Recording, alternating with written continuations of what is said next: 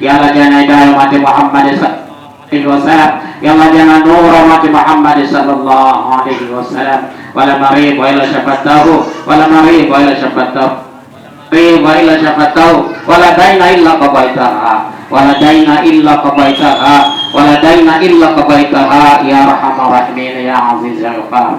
Ewe Mola wetu mtukufu, ewe Mola wetu mtukufu, jalie kila la kheri mbunge wetu Bindu la Momba Mheshimiwa Condesta Sichave na diwani wetu Mheshimiwa Joshua Kakwari na wote wa chama tawala na viongozi wa serikali ya kijiji na vile vile na katibu wa mbunge wetu wa Momba na kamati yote manake ya maandalizi ya iftari hii au chakula hiki na wageni wote waalikwa ambao wamehudhuria katika iftari hii au chakula hiki.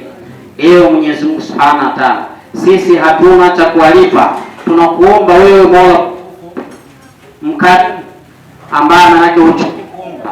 Ewe Mwenyezi Mungu mkuu, uwajalie kila la kheri, wawape afya njema na uwape umri mrefu wenye fanaka na uwajalie hekima na katika uongozi wao. Sheikh amenituma tumuombee dua mbunge wetu ambaye leo amefanikisha Waislamu tumepata iftari kwa ajili yake, sio kwa sababu ana uwezo sana, sio kwa sababu anajigamba sana, ni kwa sababu anajua kazi ya Mungu, anajua na imani za watu.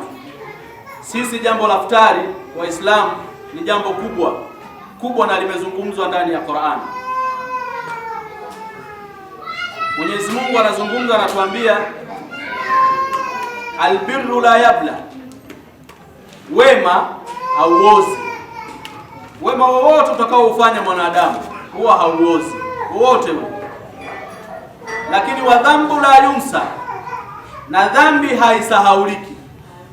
Mungu anaweza kukusamehe, lakini sio kwamba alisahau kama umewahi kufanya madhambi. Kwa hiyo hata kwa binadamu ni hivyo hivyo. Binadamu unaweza kumfanyia jambo baya akakusamehe, lakini sio kwamba atasahau. Lakini wadayanu la yamutu, mlipaji wa hayo yote sasa mema na mabaya ni Mungu, na Mungu hafi.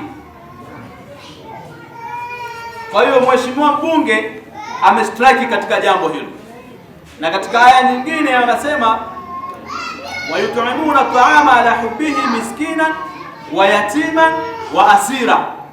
Yani hawa watu wema ni wale ambao wanawapa chakula, tena sio chakula tu, kile wanachokipenda. Tumekula pilau hapa, hakuna asiyependa pilau.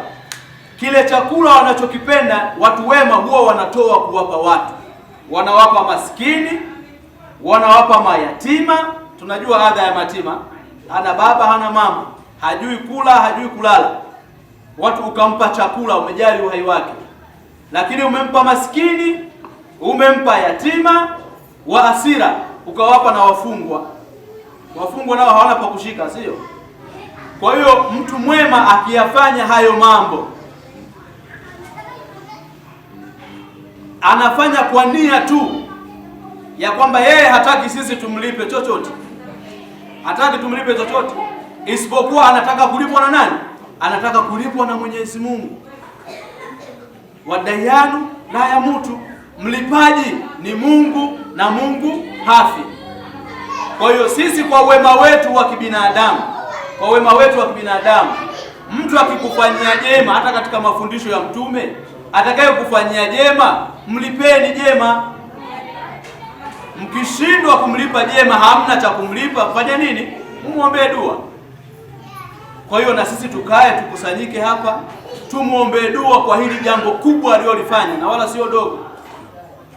Hili jambo anaweza kulifanya mtu yoyote, lakini hatukufanya, amekuja kufanya yeye. Kwa hiyo ni kubwa kwa namna ya lilivyo, na wala mtu asichukulie kwamba unajua yule mwanamke anatuongoza. Haya mambo yapo sana kwenye maeneo yetu, kwamba sisi wanaume hatuongozwi na wanawake. Bwana, anayepanga mambo yote ni Mungu. Akikusimulia huyu dada aliyoyapitia mpaka anapata nafasi hiyo, utashangaa. walikuwepo wanaume zaidi ya 10, zaidi ya 20 wanataka nafasi yake, lakini Mungu akasema ni wewe. Na Mwenyezi Mungu anazungumza dalili hizo katika Qur'an. Wakati alipoteuliwa mtume kuwa kupewa utume, mtume alikuwa yatima, hana baba hana mama, lakini ndio Mungu kamchagua kwamba wewe ndio utakuwa mtume hapa. Watu walianza kukataa kama tunavyokataa leo kwamba haiwezekani. Yaani wewe uwe mtume, umetoka huko chokola unaokota vitu, alafu saizi uje utuambie wewe Mungu akupe utume. Yaani Mungu kwa nini asimpe mtoto wa tajiri mmoja amekaa kwenye nyumba la kifahari pale? Wanazungumza hao, Jibril anateremsha aya kwa mtume. Anawaambia waulize, ahum yaksimuna rahmata rabbik, hivi kwani wao ndio wana kazi ya kupanga kwamba Mungu anampangia kazi nani ampe kazi, nani ampe kitu fulani? Kwa hiyo Mwenyezi Mungu anawaambia waulize, wao ndio wanampangia kazi? Nahnu qasamna bainahum ma'ishatahum wa rafa'na ba'dahum fawqa ba'd darajat.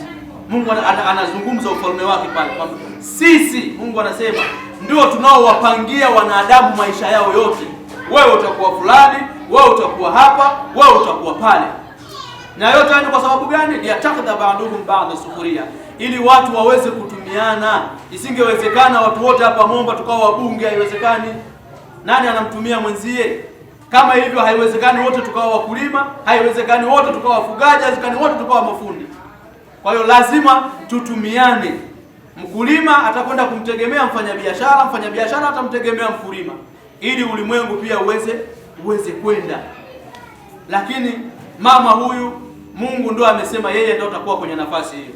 Lazima pia tukubali Waislamu. Na hapa Sheikh amedokeza hapa kwamba kuna msikiti unajengwa. Na mimi ndio naufahamu. Na sisi viongozi wako wa dini, pelekee salamu, mwambie kwamba bana, kule mashekhe wanasema msikiti Kamsamba unajengwa. Kwa hiyo lazima tuone. Sio? Lazima tuone, wamezungumza hapa mahitaji yao. Hata kama mifuko 20 hata ikizidi hakuna ubaya. Hata vikizidi na vingine akiamua kumaliza yeye moja kwa moja wote hakuna ubaya. Takbir. Sisi Waislamu ni wananchi wake na wasiokuwa Waislamu pia ni wananchi wake. Wote tuna haki ya kumuomba. Watu wasije wakaleta hapa kwamba amesaidia msikiti kwa hiyo yeye ni watu wa Waislamu. Hapana, sisi wote tuna haki ya kumuomba na wengine pia wana haki ya kumuomba.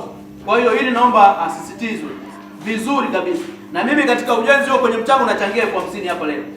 Ili niweke mkazo, ili nitengeneze mkazo wa kuona sasa kama mimi kiongozi wa dini nimechangia 50 na nimenakuja yeye kumshukuru yeye mbunge tena asiweke kitu hapa, nitashangaa. Lakini kwa sababu namwamini, ninamfahamu vizuri sana, atafanya mambo makubwa hapa katika huu msikiti. Mimi nabeba imani yake hiyo, namwamini sana. Bunge ushirikiano kuunganisha, sababu bila yeye kuunganisha tusingekutana. Lakini kwa moyo wake pamoja na viongozi wake hapa, yuko katibu wake na washauri wake, wameweza kutukutanisha tena kwa mwaka huu.